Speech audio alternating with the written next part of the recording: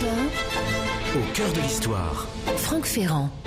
Alors comme ça, Franck, vous aussi, vous êtes en déplacement loin des studios de la rue François 1er puisque vous êtes à Lyon. Bonjour Franck. Bonjour Carole, bonjour à tous, bienvenue dans la capitale des Gaules où nous sommes aujourd'hui pour vous parler de la traditionnelle fête des Lumières. Le 8 décembre, c'est la date des Lumières à Lyon, c'était hier. La ville revêt ses habits de lumière jusqu'à demain et chaque année, vous savez que ce sont des centaines de milliers de visiteurs qui accourent de l'Europe entière pour profiter de ce beau spectacle. Alors cet après-midi, nous sommes au Palais de la Mutualité, comme Thomas Joubert et Anne Roumanoff ce matin, comme Alessandra et toute son équipe cet après-midi, et le public lyonnais a répondu présent. Il est nombreux dans cette salle du Palais de la Mutualité. Bonjour à tous. Alors ce n'est pas notre premier voyage à Lyon, loin de là, et pour essayer de varier les plaisirs et de renouveler un peu notre propos, j'ai choisi de m'axer aujourd'hui sur l'histoire chrétienne de Lyon. Nous sommes ici au confluent du Rhône et de la Saône dans ce qui a été l'un des creusets de la chrétienté en Gaule. Et pour commencer, je vous propose d'évoquer l'événement de ces tout premiers chrétiens à Lyon, l'événement de 177, des persécutions parmi les plus terribles qui furent jamais.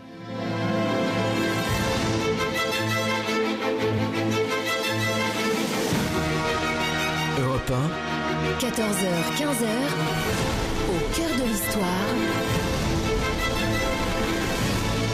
Franck Ferrand.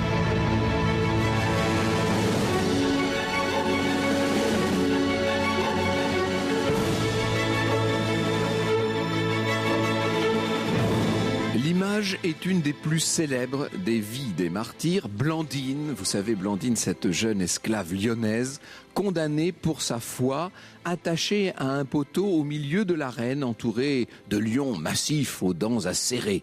Blandine est très jeune, elle est belle, elle porte une tenue d'un blanc immaculé, son visage plein d'une douceur et d'une innocence rayonnante, son visage est concentré au point qu'elle semble transportée ailleurs par la seule puissance de la prière. Elle est prête à mourir, Blandine, prête à mourir pour sa foi devant la foule des païens venus en nombre assister à son supplice. Et là a lieu le miracle. Les lions refusent de la dévorer. Mieux, ils restent sagement près d'elle, tranquilles, apaisés. Ils ont quasiment l'air protecteurs. Ça, c'est pour l'image d'Épinal, travaillée par des siècles d'hagiographie. Et nous verrons ce qu'il faut retenir de cette image tout à l'heure, bien entendu. Blandine n'en est pas moins un véritable personnage. À vrai dire, les circonstances de sa condamnation à mort sont même connues de manière assez détaillée parce que nous possédons un document précieux, la fameuse lettre des chrétiens de Vienne et de Lyon à leurs frères d'Asie et de Phrygie. Cette lettre a été écrite après une terrible vague de persécutions religieuses qui a marqué la ville de Lyon aux alentours de l'an 177. Nous sommes donc alors sous le règne de Marc Aurèle. À cette époque, Lyon, je devrais dire Lugdunum, l'ancienne cité du dieu Luc, le créateur. Lugdunum, qui a été bâti à proximité de la confluence du Rhône et de la Saône, est une ville qui compte. 200 ans après sa naissance officielle, nous disent François Richard et André Pelletier, la colonie romaine implantée sur la colline de Fourvière s'est largement étendue au-delà de son périmètre primitif. Elle occupe une partie de la presqu'île, le bas des pentes de la Croix-Rousse, les rives de la Saône et, par sa nécropole, de la Guillotière, déborde même sur la rive gauche du Rhône. Sa population est estimée à environ 40 000 habitants, ce qui en fait, avec Narbonne, l'une des deux villes les plus peuplées de la Gaule. Lugdunum dispose de plusieurs bâtiments monumentaux, notamment sur la colline de Fourvière, où les Lyonnais jouissent notamment d'un forum, d'un théâtre, d'un odéon. Et plus au nord, sur le bas de la côte de la Croix-Rousse, il existe un grand sanctuaire qu'on appelle celui du confluent et qui dispose là d'un imposant amphithéâtre. Lyon détient un vrai rôle politique en Gaule puisque la ville accueille chaque année les représentants d'une soixantaine de cités gauloises pour toutes sortes de consultations, des cérémonies religieuses, etc. dédiées à Rome, à l'empereur. On est dans la Gaule romaine, évidemment. Et à première vue, on peut dire qu'en cette fin de IIe siècle, Lyon profite de ce qu'on appelle la Pax Romana, même si les disparités sociales sont peut-être plus fortes que dans d'autres villes. D'un point de vue religieux, plusieurs cultes cohabitent à Lyon. et cohabitent plutôt bien. Les Lyonnais font leur dévotion aux dieux romains et gaulois, mais certains se tournent vers des cultes orientaux, notamment le culte de Cybèle, qui est tout à fait accepté. Les Romains sont très accueillants de ce point de vue. Seulement voilà, une toute nouvelle religion d'origine orientale est en train de se diffuser. Cette religion, c'est le christianisme. C'est une religion tout à fait minoritaire, mais qui touche des personnes de toutes conditions. Or, les chrétiens sont pris pour cible par les Lyonnais en l'occurrence, mais d'une façon plus générale par tous les habitants de l'Empire romain, parce qu'ils remettent profondément en cause l'ordre social, les fondements même de la société. Voilà ce que dit saint Paul. Il n'y a plus ni juif ni païen, il n'y a plus ni esclave ni homme libre, il n'y a plus l'homme et la femme, car tous, vous ne faites plus qu'un dans Jésus-Christ. Vous imaginez la puissance révolutionnaire, pour ne pas dire antisociale, d'un tel propos. Quoi qu'il en soit donc, en 177, à Lyon, les chrétiens doivent affronter une véritable vague de haine. On les accablait d'opprobre, on ne pouvait plus les souffrir dans les lieux publics, dans les thermoforums. Quand l'un d'eux passait dans la rue, nous dit Paul Allard, c'était des cris, des coups, on le dépouillait, on lui jetait des pierres, on l'enfermait. La menace devient terrible, une vague d'arrestations de chrétiens a lieu, on pense que c'était à la fin du printemps 177, des hommes, des femmes sont menés au forum, interrogés une première fois en public, ensuite on les enferme parce que le légat n'est pas présent, et c'est un notable qui s'appelle Vetitus Epagatus qui va demander à être entendu pour défendre les chrétiens. Le légat va l'entendre lui-même, on l'arrête ce Vitus parce qu'en vérité on se rend compte que lui-même et chrétien.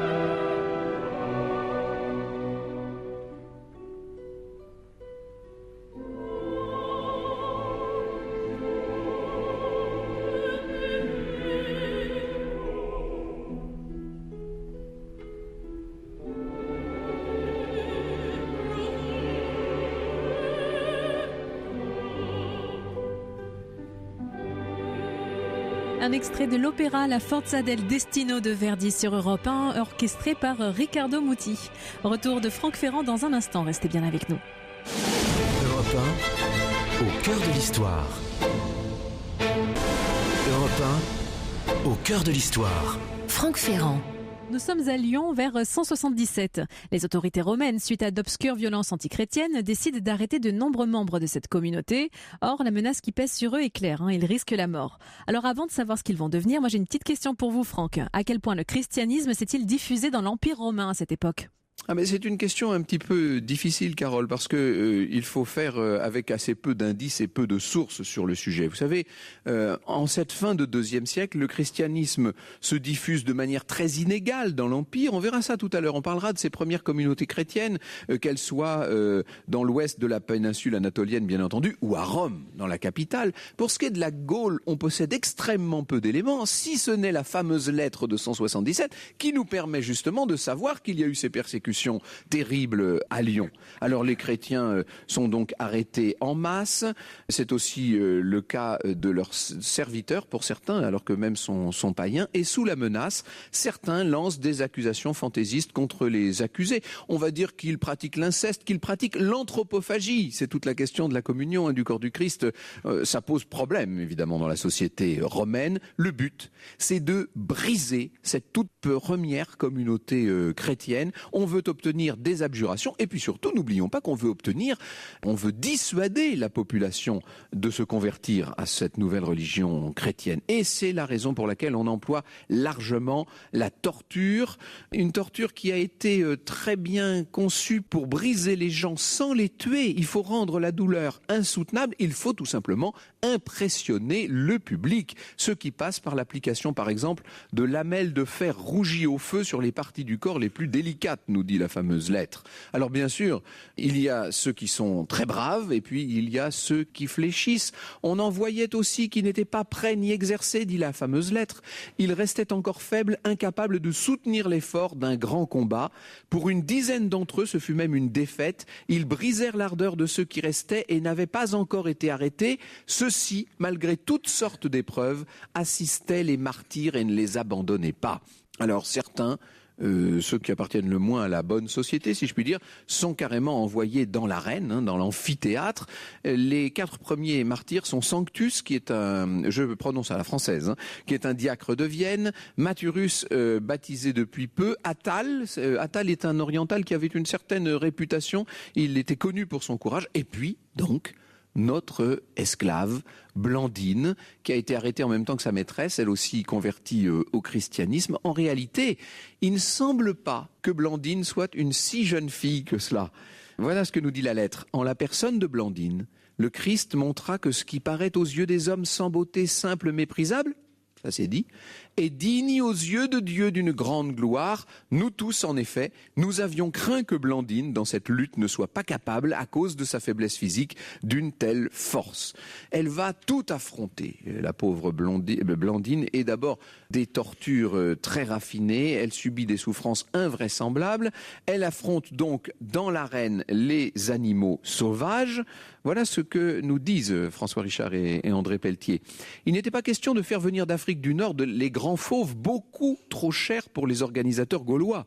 La légende de Blandine face au lion est une pure invention moderne.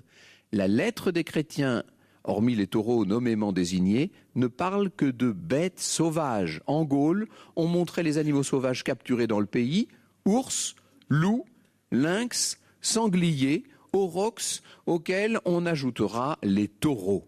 Ces animaux soit affrontaient des chasseurs ou des gladiateurs, soit se battaient entre eux. Les affrontements auxquels sont soumis les chrétiens sont différents. Ils sont envoyés dans l'amphithéâtre désormais désarmés. Ça c'est assez terrible, c'est-à-dire que les pauvres malheureux, on les installe dans le milieu de l'arène, on les attache à des poteaux et on attend que les bêtes, tout simplement, les dévorent ou les maltraitent ou les molestent. Sanctus et Mathurus sont durement malmenés devant une foule enivrée par la violence et par le sang. Dans l'arène, les 2 chrétiens vont survivre longtemps et il va falloir finir par les égorger parce que les bêtes sauvages n'en sont pas venues à bout. Et Blandine, me direz-vous? Eh bien, Blandine va être suspendue à un poteau au cœur de l'amphithéâtre.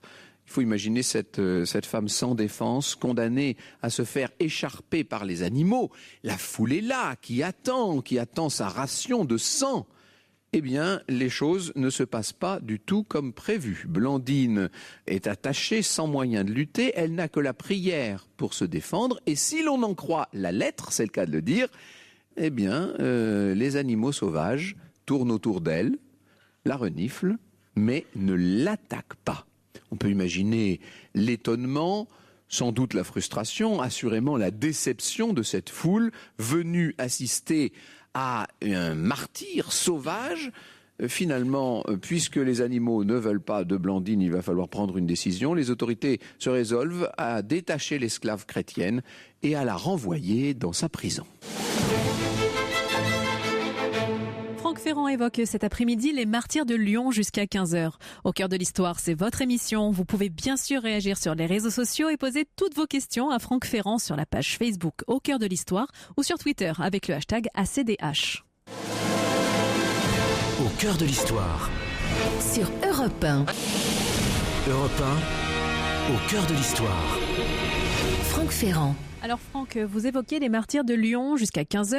Bon, on peut dire que le sort de Sanctus et Mathurus est scellé puisqu'ils sont égorgés et Blandine, quant à elle, est suspendue à un poteau au cœur de l'amphithéâtre. Oui, je me rends compte que je ne vous ai pas parlé d'Attal. Attal est le 4e condamné de l'arène. Lui est sauvé in extremis quand le légat est informé de son statut de citoyen, ce qui fait que lui aussi est renvoyé en prison. On ne peut pas dire que la prison soit un refuge. À l'époque, ni Blandine ni Attal ne peuvent se remettre de leurs épreuves. On les enferme dans des conditions extrêmement dures. Personne n'est ménagé dans cette affaire. Il faut bien sûr citer le cas du chef de la communauté chrétienne que connaissent bien les Lyonnais, Pothin, qui est donc leur évêque, qui est âgé de plus de 90 ans, si l'on calcule bien, et qui va montrer dans cette affaire jusqu'où peut aller la cruauté des Romains. Du tribunal, nous dit toujours la lettre, c'est notre seule véritable source. Du tribunal, on l'entraîna et on lui fit subir des souffrances de toutes sortes. Ceux qui étaient prêts le brutalisaient sans arrêt à coups de poing et à coups de pied, sans aucun égard pour son âge. Ceux qui étaient loin lui lançaient ce qui leur tombait sous la main. Tous pensaient qu'ils eussent été coupables et impies s'ils s'étaient dispensés de quelque grossièreté à son égard. Vous imaginez comme c'est. Il faut se remettre bien sûr dans cette idée-là, dans ce contexte. Ils croyaient ainsi venger leur Dieu. Potin respirait à peine quand il fut jeté en prison. 2 jours plus tard, il rendit l'âme. Alors bientôt, le sort des chrétiens est mis en suspens. Le légat souhaite consulter l'empereur Marc Aurèle en personne à leur sujet. Il faut peut-être y voir de la prudence devant l'ampleur qu'est en train de prendre la persécution lyonnaise. La réponse de l'empereur philosophe Marc Aurèle, vous imaginez pour qui j'ai par ailleurs une si grande admiration, la réponse de Marc Aurèle ne fait pas dans la dentelle, si vous me passez l'expression. Les supplices doivent se poursuivre. Seuls les apostats, c'est-à-dire ceux qui ont abjuré leur foi, peuvent être épargnés. On est alors en plein été, au moment de la grande assemblée de ces représentants gaulois qui viennent à Lugdunum, je vous l'ai dit, tous les ans. Il faut donc leur donner leur lot de distraction, si je puis dire. On reprend les interrogatoires publics de ces chrétiens et on ordonne un certain nombre de décapitations. En outre, le légat décide de renvoyer 4 chrétiens face aux bêtes sauvages de l'amphithéâtre et une nouvelle fois, Blandine fait partie des malheureux élus, si je puis dire. Elle va donc faire son entrée dans l'arène avec un adolescent qui s'appelle Pontique et là encore, les 2 condamnés arrivent au terme des preuves extrêmement cruelles, bien calibrées par leurs tortionnaires. On invente toutes sortes de tortures, on fait ces supplices en public, bien entendu. Et pendant tout ce temps-là, ni Blandine ni Pontique ne craquent. Ils font face. L'esclave chrétienne soutient l'adolescent, elle l'encourage jusqu'au moment où le malheureux va rendre son dernier soupir. Mais elle est toujours là, elle, Blandine. Elle a survécu ferme, résolue. Après les fouets, après les bêtes, après le grill, on finit par la jeter dans un filet et l'exposer ainsi à un taureau, nous dit la lettre. Bien des fois projetée en l'air par cet animal, elle ne s'apercevait même plus de ce qui lui arrivait, absorbée qu'elle était dans l'espérance et l'attente de sa foi et son soutien avec le Christ. On peut imaginer l'état plus que lamentable dans lequel se trouve notre esclave au milieu de l'arène, et pourtant il semble bien qu'elle vive encore. En tout cas, une chose est sûre, c'est qu'on a fini par l'égorger. Donc si on a pris la peine de lui trancher la gorge, c'est qu'elle était sans doute encore en vie après les multiples souffrances qu'on lui avait fait endurer. Ce n'est pour autant pas la fin des humiliations infligées aux chrétiens, dont on pense que 47 seraient morts, et pour finir, c'est à leur corps qu'on s'en prend. Voilà ce que nous disent François Richard et André Pelletier. Ceux des morts en prison furent donnés aux chiens. Ceux des autres, morts dans l'arène ou décapités, furent exposés pendant 6 jours sous très bonne garde pour que tous aient le temps de venir les voir. Et enfin, tous les restes furent brûlés et les cendres jetées dans le Rhône. Par leur brutalité, les autorités lyonnaises entendent jeter l'effroi dans la communauté chrétienne, mais aussi, disons-le, dans la population qui serait éventuellement sujette à des conversions. Il s'agit encore une fois de démonstrations qui se veulent absolument dissuasives. Il faut faire en sorte que personne n'ait envie de devenir chrétien. Lorsqu'on voit le sort qu'on leur réserve, évidemment, ça calme un peu les ardeurs de tous. Il faut arrêter cette diffusion de la nouvelle religion venue d'Orient. On a envie de dire que certaines dynamiques sociales ou religieuses ne peuvent pas être si facilement endiguées. Les efforts du légat romain en 177, malgré les ordres venus de plus haut, et malgré l'acharnement, disons-le, de l'empereur Marc Aurèle et d'un certain nombre de ses successeurs, rien de tout ça ne permettra d'enrayer le mouvement. Et vous savez que 2 siècles plus tard, sous l'empereur Théodose, le christianisme deviendra la religion d'État de l'Empire romain. Bonjour François Richard, merci d'être avec nous dans ce palais de la Mutualité à Lyon. Bonjour Philippe Castin. Bonjour. Vous allez nous raconter ce qui est en train de se tramer sur la colline de Fourvière, car c'est un immense projet auquel vous participez. Dans un instant, nous revenons donc sur cette dimension de Lyon, qui d'ailleurs fait partie intégrante de la Fête des Lumières, qui est une dimension chrétienne. Au cœur de l'histoire. Sur Europe 1. Europe Au cœur de l'histoire. 1, Franck Ferrand. Jusqu'à 15h, Au cœur de l'histoire est consacré aux martyrs de Lyon. Le professeur honoraire d'histoire romaine à l'Université de Lorraine, François Richard, et l'administrateur délégué de la Fondation Fourvière, Philippe Castin, sont à vos côtés pour en parler à Lyon, Franck Ferrand. Et oui Carole, et nous sommes donc au Palais de la Mutualité à Lyon, et nous sommes en public. Vous allez entendre ce public lyonnais qui est venu nombreux ce matin.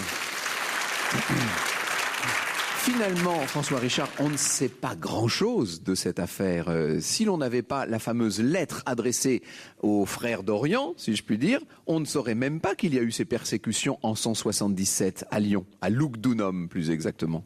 Exactement. Cette lettre, c'est le seul document qu'on ait sur les chrétiens à Lyon.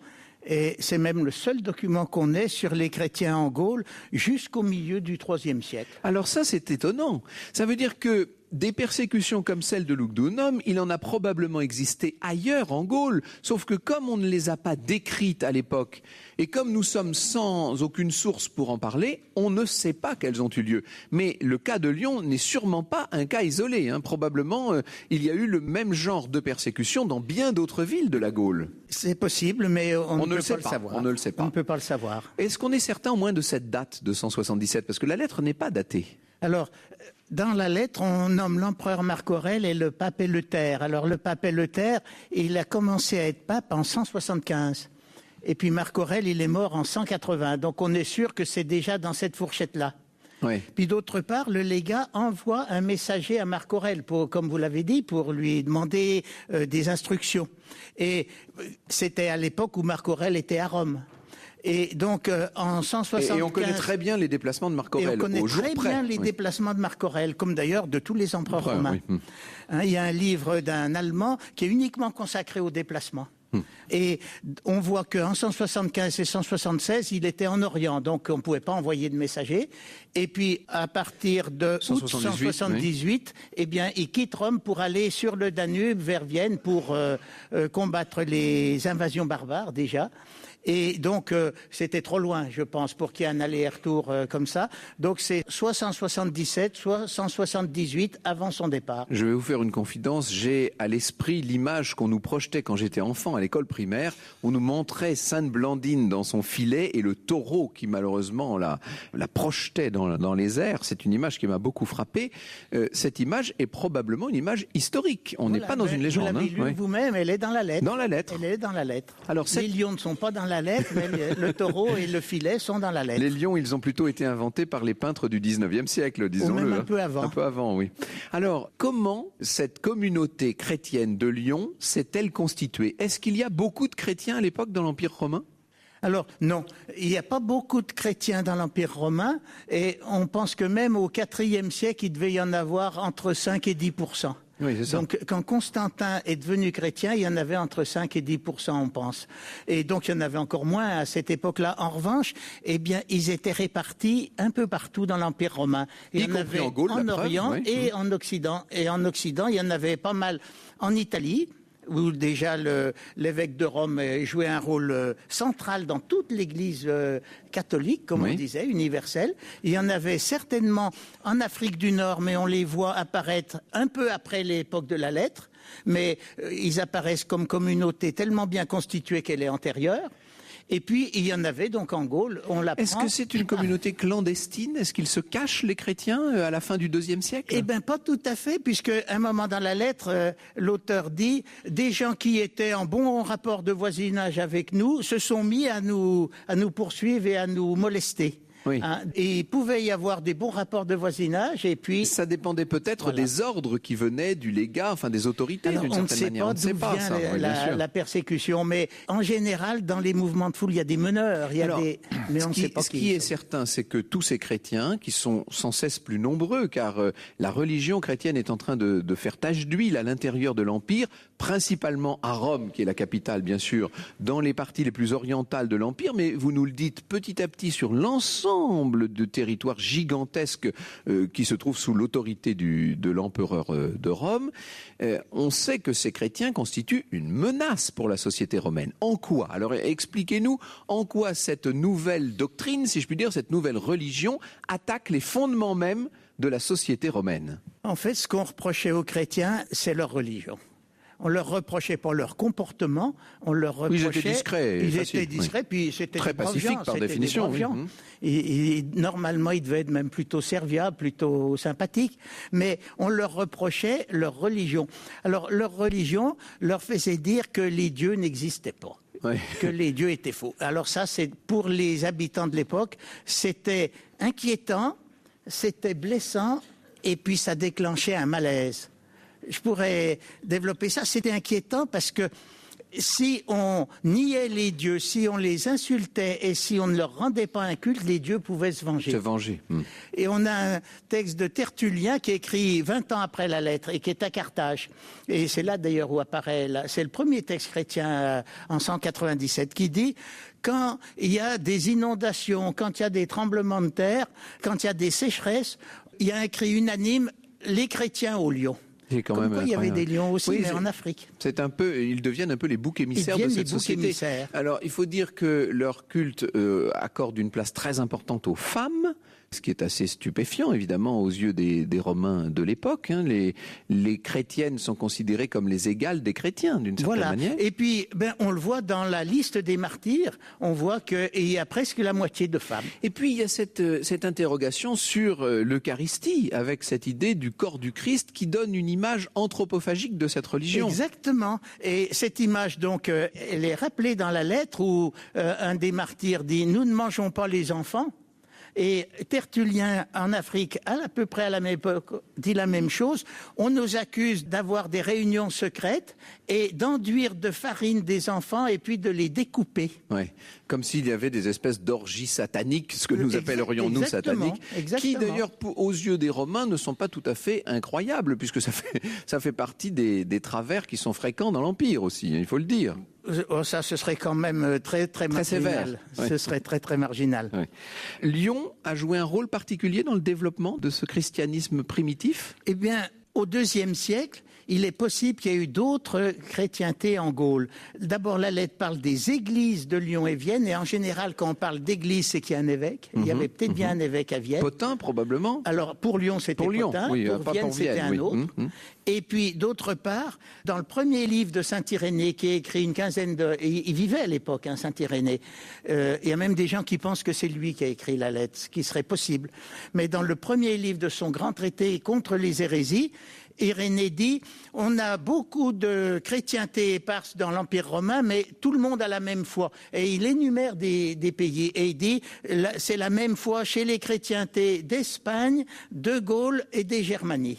Oui. Et donc, s'il y a des chrétientés capables de porter une tradition de foi, c'est peut-être bien qu'il y ait des évêques aussi. C'est fondamental, cette dimension centrale de Lyon dans les premiers temps du christianisme. Pour vous, c'est important, Philippe Castin, bien sûr. Absolument. Et on le voit tous les jours à Fourvière, puisqu'on est, si je puis dire, assis sur toute cette vie spirituelle qui a commencé même avant la spiritualité par le vieux forum, puisque Fourvière, c'est le vieux forum des Romains. Son nom l'indique. Et exactement. Et depuis au moins 10 siècles, et même plus si on parle du cachot de Saint-Pothin, qui est sur la colline de Fourvière, une dévotion qui ne s'est jamais arrêtée. Alors justement, on va voir dans un instant à quoi pouvait bien ressembler cette ville de Lugdunum en 177 de notre ère. Au cœur de l'histoire. Sur Europe 1. Europe 1, au cœur de l'histoire. Franck Ferrand.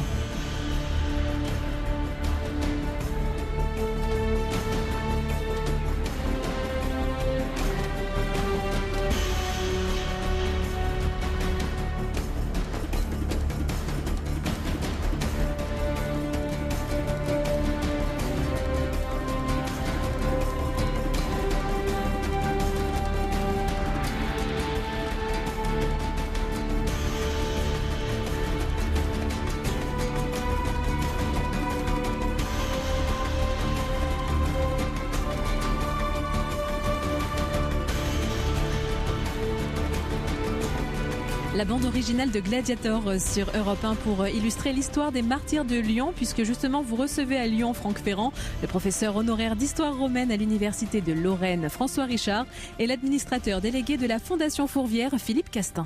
Alors quand nous parlons de Lyon, nous parlons là de la ville de Lugdunum à la fin du IIe siècle de notre ère. On était en 177 au moment des grands de ce massacre.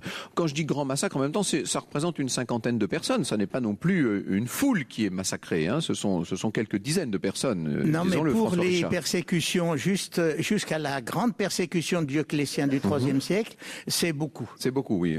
Auparavant, c'était moins de... C'était une poignée. À chaque fois, une poignée. Alors, il y a ce centre administratif de la ville qui est sur la colline de Fourvière. Nous allons revenir longuement sur Fourvière dans un instant.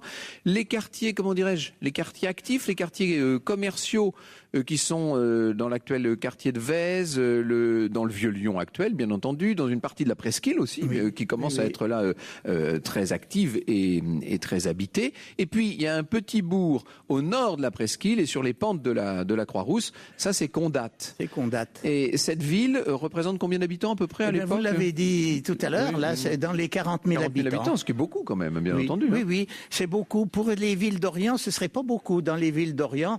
D'abord, Rome fait 1 million d'habitants. Mais Alexandrie devait faire dans les 400 000 habitants. Et puis on a des villes de plus de 100 000 habitants en assez grand nombre en Asie mineure. À quel endroit se passent les persécutions dont on parlait ? Le fameux amphithéâtre, c'est-à-dire le cirque, se trouvait où ? Alors, l'amphithéâtre, lui, il a été exhumé. On peut le visiter. On en voit à peu près la moitié. L'autre moitié est restée dans la colline. Et il est à la Croix-Rousse. Et puis le forum, donc comme vous l'avez dit, il est quelque part sur le plateau de Fourvière. Alors justement, à l'instant, Philippe Castin nous parlait de la cellule de la prison de Pothin. Ça, c'est une tradition, mais ça n'est pas un lieu tout à fait historique. Ah non. C'est une tradition, c'est né à l'Antiquaille, ça. Oui. Et alors, expliquez l'Antiquaille pour tous ceux qui ne connaissent pas Lyon. L'Antiquaille, eh bien, ça a été un couvent des Visitandines, puis c'est devenu un hôpital. Et puis, depuis quelques années, l'hôpital a été fermé et il y a divers locaux qui ont été aménagés, soit pour faire servir d'habitation, soit pour servir d'hôtel, de restaurant. Nous sommes bien d'accord que le Cardo, le Decumanus, le Forum, tout ce qu'il y a de central dans la ville romaine initiale se trouvait bien à Fourvière. C'est Fourvière. En fait, hein. Et ces lieux constituent aujourd'hui un véritable champ archéologique. C'est ce qui est assez extraordinaire, Philippe Castin. Hein. C'est un lieu absolument. Et c'est une chance et c'est aussi une contrainte pour ceux qui veulent réaménager. Et c'est ce que nous essayons de faire tout en valorisant l'archéologie sur le sanctuaire de Fourvière. Il y a une triple dimension dans ce quartier de Fourvière, hein, puisque vous avez d'une part, sur cette colline, vous avez bien entendu une dimension historique et archéologique très importante qu'il faut sans doute mettre en valeur, parce qu'on a eu tendance un peu à la laisser de côté dans les décennies passées. Ça n'a pas été toujours très... Disons que les parties visibles, c'est bien sûr l'amphithéâtre, où les gens passent devant et viennent le voir, et notamment pour la fête des Lumières, puisqu'il est illuminé en particulier. Mais c'est aussi le musée qui est gallo-romain, qui est adjacent. Alors ça fait partie, je dirais, du côté touristique. Absolument. Il y a beaucoup de visiteurs quand même à Fourvière tous les ans. Hein, sur le sanctuaire de Fourvière, on compte à peu près entre 2 et 3 millions de visiteurs. Et pour reprendre ce que vous venez de dire, on peut dire même qu'il y aurait 4 points. Il y a d'abord un point touristique, c'est le belvédère de Lyon. On comprend la ville et sa croissance au fil des siècles. Bien sûr, il y a un côté historique. Et on a une très belle vue, il une très belle vue, c'est le côté belvédère et touristique, au sens tout simple du terme. Un côté historique, donc c'est les 2000 ans d'histoire qui... cette colline a été habitée. Un côté patrimonial, puisqu'il y a de l'architecture, notamment du 19e siècle, avec Baussan et la basilique. Et enfin, bien sûr, pour les catholiques et les non-catholiques, c'est aussi un lieu de ressourcement spirituel. Oui, c'est ça, c'est la troisième dimension assez fondamentale et qui justifie l'existence de cette fondation Fourvière. Expliquez-nous ce que c'est que cette fondation Fourvière, dont vous êtes vous-même l'administrateur délégué. Eh bien, la fondation de Fourvière, elle a été créée, on en parlait tout à l'heure avec M. Richard, par des notables lyonnais qui ont voulu, par leur dévotion à Marie, constituer un patrimoine sur la colline pour et élever des lieux de dévotion, et notamment, après le vœu de 1870, créer cette belle basilique 19e siècle qui a été dessinée par Baussan. Oui. Donc cette dévotion, elle était antérieure à cette extrêmement basilique. spectaculaire. Hein. C'est absolument spectaculaire, et c'est un lieu patrimonial et culturel aussi, bien sûr, pour les Lyonnais, tant par l'architecture elle-même, audacieuse, et aussi par les décorations. Donc c'est une forteresse à l'extérieur et un palais à l'intérieur. Vous avez édité un livre absolument somptueux, qui est un monument de papier dédié au monument de Pierre, si je puis dire, qui est édité par La Nuée Bleue et Place des Victoires, avec une préface du cardinal archevêque Primat des Gaules. C'est la basilique qui est l'âme de Lyon, nous dites-vous. Hein. Exactement. C'est l'âme de Lyon. Et on est ici aussi à l'occasion pour la fête des Lumières. Et finalement, c'est bien Fourvière et la dévotion à la Vierge Marie qui est à l'origine de cette fête des Lumières sur Lyon. Bien concrètement, que proposez-vous? Quel est le but de votre fondation? Vous allez Alors, notre but, c'est bien sûr d'entretenir le patrimoine, mais on n'entretient pas le patrimoine, ce n'est pas un but en soi, c'est un moyen. C'est accueillir plus et mieux.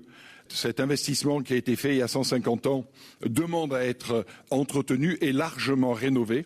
Et on souhaite que ce soit pour tout et chacun, ceux qui viennent à Fourvière, ce soit pas juste une visite, mais que ça relève de l'expérience. Et on voudrait que à Fourvière, ce soit le 8 décembre tous les jours de l'année. Alors à propos du 8 décembre, nous allons dans un instant évoquer cette fête des Lumières qui est en train de devenir un événement majeur à l'échelle de toute l'Europe. Au cœur de l'histoire. Sur Europe 1.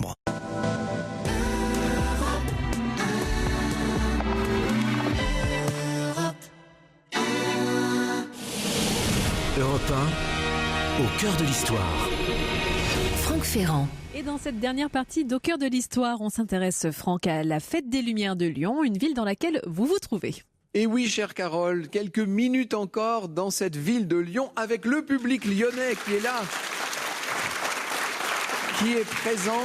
Nous avons évoqué les martyrs de 177 de notre ère. Nous avons évoqué cette espèce de creuset de la chrétienté qu'a pu être Lyon, la colline de Fourvière et bien entendu cette fête du 8 décembre. Il faut peut-être en rappeler l'origine. On est sous le Second Empire, on est au tout début du Second Empire, 1852, François Richard. Mais l'origine, c'est quand on a réparé le clocher de la vieille église romane et quand on a dressé la statue qu'on voit encore maintenant. Ouais. C'est ça l'origine. Et il semblerait que le temps était très mauvais. Donc au départ, l'inauguration devait avoir lieu en septembre. On l'a repoussé donc au 8 décembre. Il s'est trouvé que le 8 décembre, il y a eu une sorte d'éclaircie incroyable. Il s'est mis à faire une sorte d'été hivernal. Et tout le monde a spontanément, les Lyonnais, ont allumé des lumières sur le rebord de leurs fenêtres. Et c'est pour commémorer cet événement, en quelque sorte, que l'on a développé au fil des décennies cette fête des Lumières, Philippe Castin. Absolument. Et donc, par exemple, pendant les 4 jours, Fourvière, bien sûr, est chère au cœur des Lyonnais qui vont y faire leur dévotion ou qui vont tout simplement allumer, bien sûr, une bougie, un lumignon. Et il y a toute une dimension d'accueil pour les 250 bénévoles qui sont présents sur le site, 365 jours par an, pour accueillir les Lyonnais, mais pas seulement les Lyonnais. Alors au départ, c'était une fête tout à fait spirituelle qui est en train de devenir une fête tout à fait laïque avec beaucoup d'illumination. 41 installations à travers la ville, de la place Bellecour au théâtre antique, en passant par la cathédrale, bien sûr, la cathédrale Saint-Jean ou la place des Terreaux. J'ai eu la chance, c'était en juin dernier, de faire une visite très approfondie de cette cathédrale Saint-Jean. C'est une véritable merveille, il faut vous le dire. Pour vous donner simplement l'exemple de cette cathédrale, l'installation de cette année s'appelle Évolution. La cathédrale Saint-Jean, nous dit la brochure, est une cathédrale vivante et multiple. Chaque époque lui porte un regard, chaque imaginaire lui prête une vie. De pierre en pierre et de pixel en pixel, venez en découvrir l'histoire racontée par Évolution dans une épopée poétique mêlant projection, lumière, laser, donc il y a ce qu'on appelle du mapping, mais il y a aussi de l'animation laser. Voyez la cathédrale se dresser dans ses matériaux originels, puis renaître de papier, de soie, d'acier, de lumière et d'énergie. C'est un très grand spectacle qu'offre la ville de Lyon chaque année, non seulement à sa population et aux populations environnantes, mais à des visiteurs qui arrivent d'un peu partout. Maintenant, il faut le dire, tous les grands lieux de Lyon sont parés de lumière. C'est très spectaculaire. Alors je dirais que peut-être c'est pas tout à fait laïque ou tout à fait spirituel, spirituel. C'est entre les deux. Ce sont les deux qui cohabitent intelligemment, puisque les églises sont ouvertes à côté des animations plus laïques, si je puis dire. Et il en est de même à Fourvière, puisque Fourvière est en même temps un lieu d'accueil complètement spirituel pour le 8 décembre et les jours adjacents, mais également un lieu de projection pour une des animations qui se passe sur les flancs de la basilique. Voilà, et je crois qu'on n'a même plus besoin de vanter les splendeurs de cette fête des Lumières, puisque maintenant vous avez plus d'1 million de visiteurs, hein, à peu près. Je crois que la mairie et la ville de Lyon, on parlerait plutôt de plusieurs millions de visiteurs. Plusieurs millions en tout de visiteurs, oui, non, c'est très impressionnant. Et évidemment, ça prend une dimension toute particulière dans cette nuit lyonnaise qui promet, en tout cas ce soir, d'être clémente. Le ciel est très pur et très beau. Merci à tous, merci à vous, cher public, d'être venus. Et le moment est venu maintenant de retrouver Nikos Aliagas. Bonjour Nikos. Bonjour mon cher Franck. L'invité de cet après-midi pour moi est l'un des plus grands. C'est Michel Bouquet, 91 ans, une carrière à en faire pâlir plus d'un. Et lui est sur scène comme à ses débuts au Théâtre Hébertot pour une pièce prenante à tort et à raison.